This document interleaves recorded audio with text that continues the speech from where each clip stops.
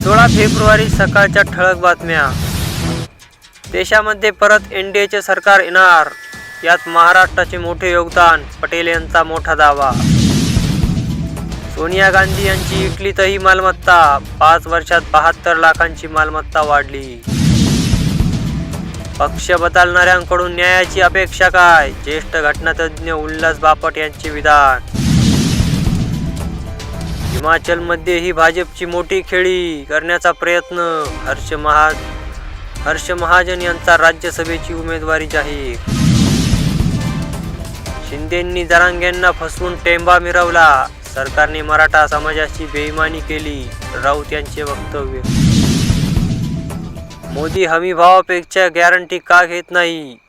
चव्हाण विकासाच्या जाळ्यात अडकले, बच्चू कडू यांचे भाकीत.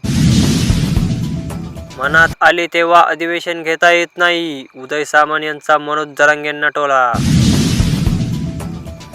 उद्धवजी, तुम्ही पक्षाची शकल केलीत, खरे घरफोडे तर तुम्हीच आहात, चित्रा वाघ यांचा उद्धव ठाकरेंना टोला. साखर कारखाना जमीन घोटाळा प्रकरण, कृषी मंत्री धनंजय मुंडे अखेर दोषमुक्त. मागास आयोगाचा अहवाल मराठ्यांच्या बाजूने, 20-21 फेब्रुवारीला विशेष अधिवेशन, सूत्रांची माहिती. एसटी कामगार संघटनेचा प्रलंबित आर्थिक मागण्यांसाठी कर्मचाऱ्यांचे बेमुदत उपोषण सुरू. आम्ही आर्थिक सर्वेक्षण करू, राहुल गांधी. इथे गरिबांना न्याय मिळत नाही.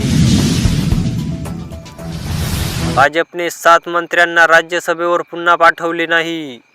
गुजरातमधून नड्डा, महाराष्ट्रातून मिलिंद देवरा, प्रफुल्ल पटेल यांचा उमेदवारी अर्ज दाखल. प्रमुख चेहरे भाजपची तयारी, नारायण राणेसह 12 मंत्री आता लोकसभा लढवणार. भ्रष्टाचाराचे आरोप असलेले नेते भाजपात गेले, तपास थांबला. सर्वाधिक पुढारी महाराष्ट्रातले, पश्चिम बंगाल दुसऱ्या क्रमांकावर. माजी मंत्री बबनराव घोलपांचा ठाकरे गटाला जय महाराष्ट्र, शिंदेंच्या शिवसेनेत प्रवेश करण्याची शक्यता, शिर्डी लोकसभेसाठी होते इच्छुक.